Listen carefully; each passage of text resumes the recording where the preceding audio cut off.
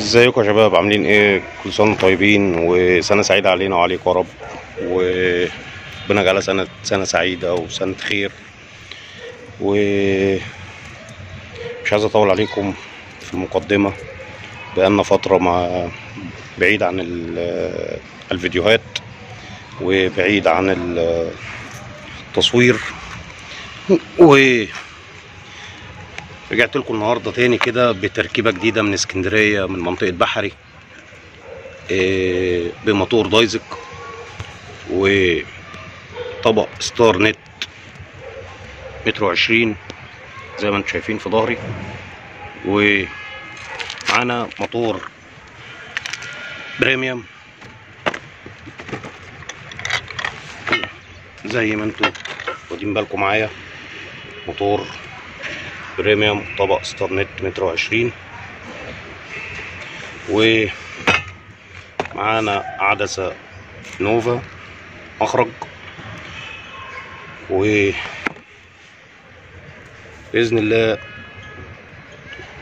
نكون عند حسن ظنكم في تركيبة. خليكم معايا كده نروح بالكاميرا الخلفية. طبعا قلت لكم معايا موتور بريميوم جولد وعدسة نوفا مخرج.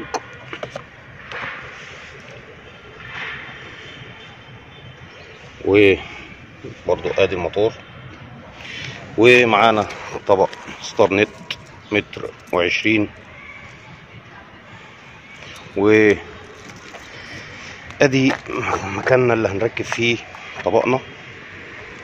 ادي الستاند بتاعنا عاملينه عمولة زي ما انتم شايفين، وانا دايما بفضل في شغلي ان انا اعمل الستاند عمولة، تكون افضل من الاستندات اللي بتيجي مع الاطباق.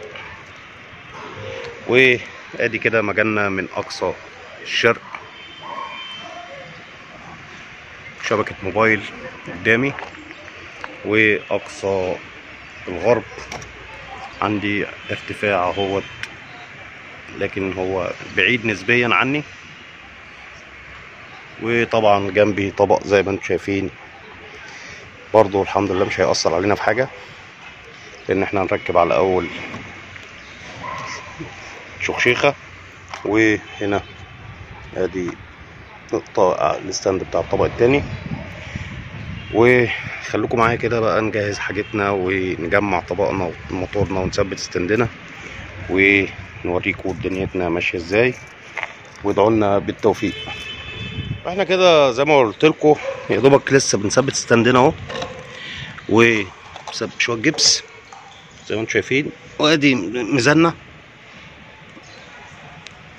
ركز معايا في الميزان اهم حاجه. ادي الميزان،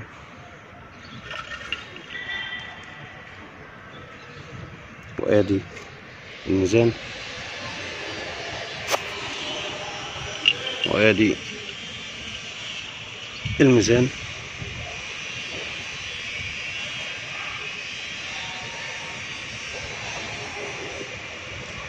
وادي الميزان من الناحية الرابعة برضو.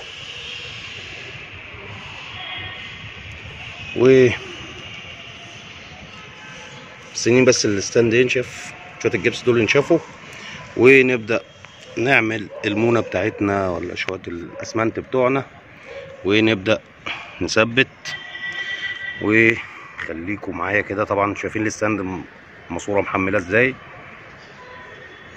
ومع ذلك برضو هنملاها أسمنت ومونة عشان برضو المرار الافتراضي يطول شوية. تابعوني كده في اللحظات وفي الدقايق اللي جايه.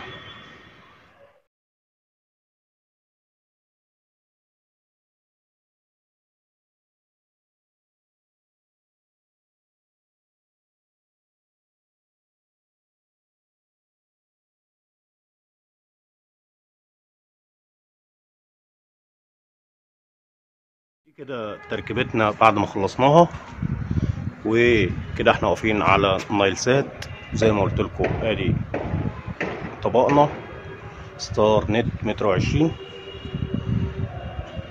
وموتور بريميوم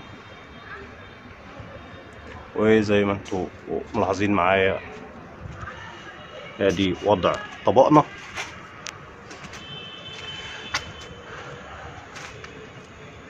حاجة كده بسم الله ما شاء الله، يعني نشكر ربنا على فضله.